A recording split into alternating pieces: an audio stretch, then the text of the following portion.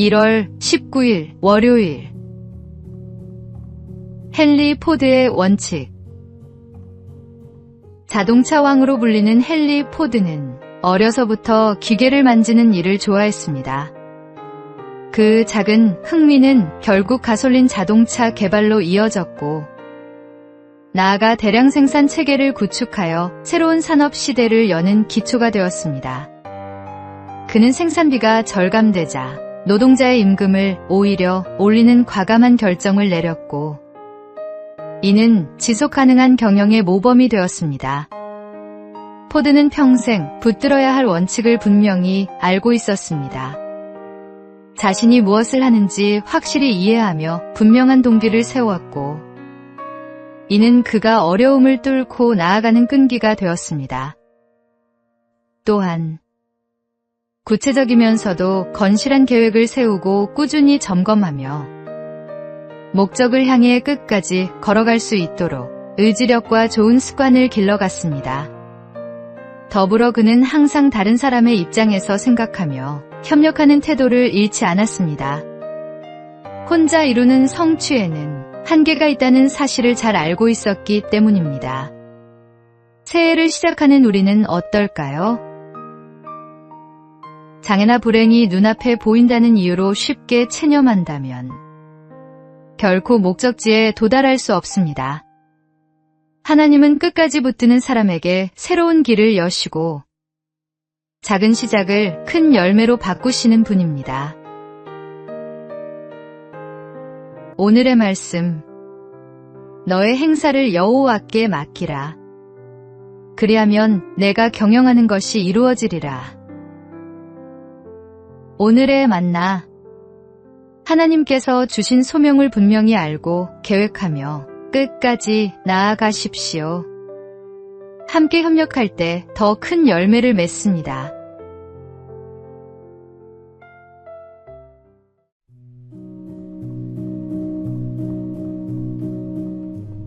(1월 20일) 화요일.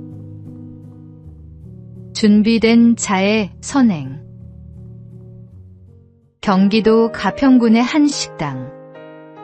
저녁 식사 시간이었습니다. 육군 정세호 중사는 평범하게 저녁을 먹고 있었습니다. 그때 한 시민이 갑자기 의식을 잃고 쓰러졌습니다. 입에서는 거품이 쏟아져 나왔고 호흡은 멈춰 있었습니다. 정 중사는 망설이지 않았습니다. 즉시 달려가 상황을 파악하고 주변에 119 신고를 요청했습니다. 음식물이 기도를 막았다고 판단한 정 중사는 하임리히법을 시작했습니다. 두세 차례 시도했지만 환자의 호흡은 돌아오지 않았습니다. 손은 여전히 차가웠습니다. 그러나 정 중사는 포기하지 않았습니다. 5분간 계속 복부를 압박했고 마침내 음식물이 나왔습니다. 환자는 호흡을 되찾았습니다. 119에 환자를 인계한 정 중사는 조용히 자리를 떠났습니다. 이 선행이 세상에 알려지자 정 중사는 말했습니다. 평소 부대 안전교육에서 반복 숙달한 훈련이 큰 도움이 됐습니다. 위기의 순간 그의 손은 평소 익힌 훈련을 기억하고 있었습니다. 준비된 자만이 필요한 순간에 쓰임받을 수 있습니다. 하나님께서 우리에게 주신 은사와 능력은 자신만을 위한 것이 아닙니다. 어려움에 처한 이웃을 돕고 생명을 살리는 데 사용될 때 그 참된 가치가 드러납니다. 오늘도 우리는 언제 어디서든 이웃을 섬길 준비가 되어 있습니까? 오늘의 말씀. 각각 은사를 받은 대로 하나님의 여러 가지 은혜를 맡은 선한 청지기 같이 서로 봉사하라. 오늘의 만나. 하나님께서 우리에게 주신 재능과 훈련은 결정적인 순간을 위한 준비입니다. 오늘 배운 것이 내일 누군가의 생명을 구할 수 있음을 기억하십시오.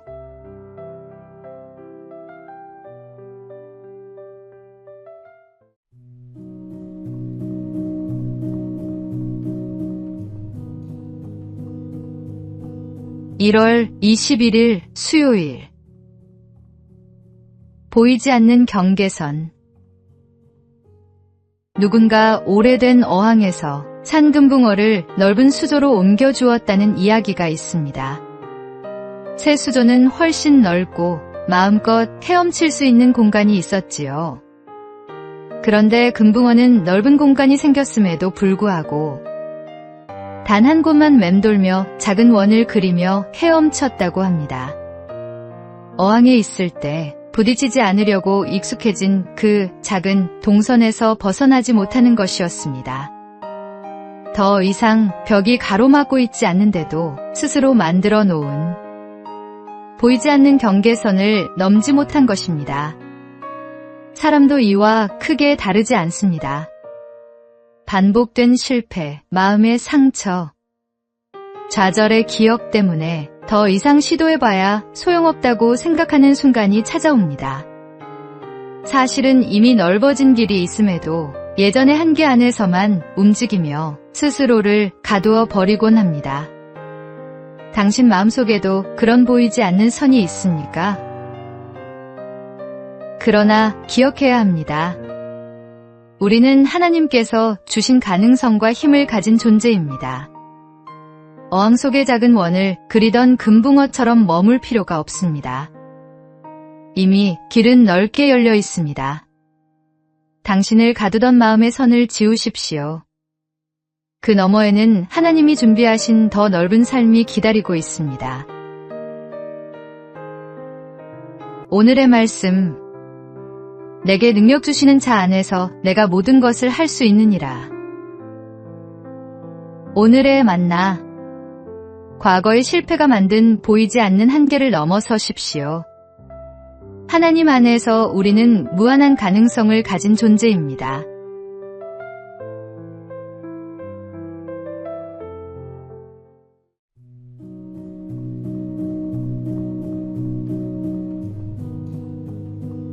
(1월 22일) 목요일. 시계의 가치. 한 청년이 사업에 실패하고 고향으로 돌아왔습니다. 특히 사업 자금을 마련하기 위해 팔았던 할아버지의 낡은 시계가 자꾸만 생각났습니다.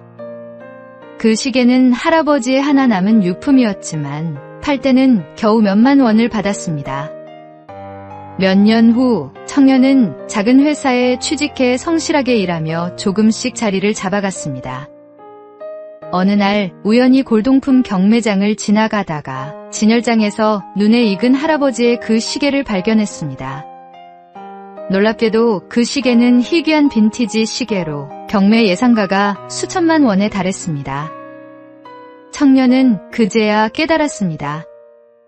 자신이 헐값에 팔았던 그 시계가 실은 엄청난 가치를 지니고 있었다는 것을. 하지만 동시에 또 다른 깨달음이 찾아왔습니다. 만약 그때 그 시계의 가치를 알았더라면 그는 시계를 팔고 더 큰 사업에 뛰어들어 더 큰 빚을 지고 회복할 수 없는 상황에 빠졌을지도 모른다는 것이었습니다. 그 무가치해 보였던 시계는 사실 그를 더 큰 위험으로부터 보호해준 셈이었습니다. 적은 돈을 받고 팔았기에 작은 실패로 끝날 수 있었고 그 덕분에 다시 일어설 수 있었던 것입니다. 우리의 삶에는 종종 왜 이것밖에 안 되지라고 불평하는 순간들이 있습니다. 그러나 그 부족함과 한계가 때로는 우리를 과욕으로부터 지켜주는 안전장치일 수 있습니다. 오늘의 말씀. 우리가 알거니와 하나님을 사랑하는 자, 곧 그의 뜻대로 부르심을 입은 자들에게는 모든 것이 합력하여 선을 이루느니라. 오늘의 만나. 하나님의 섭리는 우리가 이해할 수 없는 방식으로도 우리를 보호하십니다. 모든 것에 감사하십시오.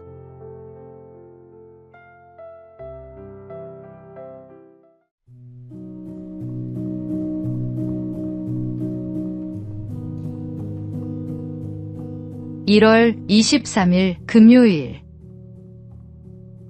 일광일의 거리. 세상에서 가장 빠른 것은 빛입니다. 빛은 1초에 30만 킬로미터를 달리며 이렇게 하루 동안 이동하는 거리를 일광일이라고 부릅니다. 무려 259억 2천만 킬로미터나 되는 거리입니다.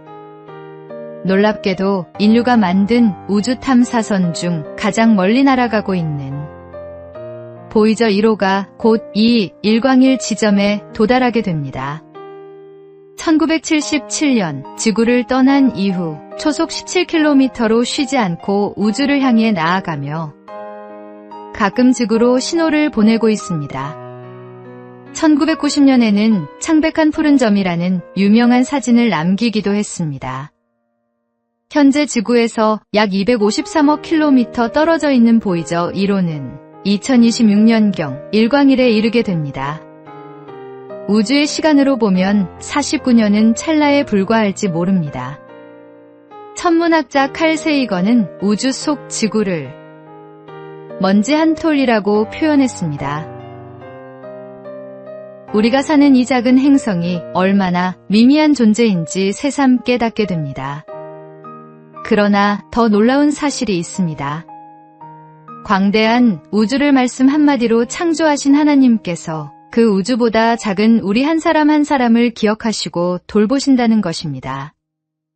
가슴이 답답하거나 내 문제가 너무 커 보일 때 우주를 창조하신 하나님을 바라보십시오.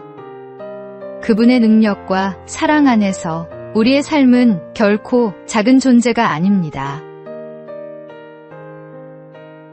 오늘의 말씀, 하늘이 하나님의 영광을 선포하고 궁창이 그의 손으로 하신 일을 나타내는도다.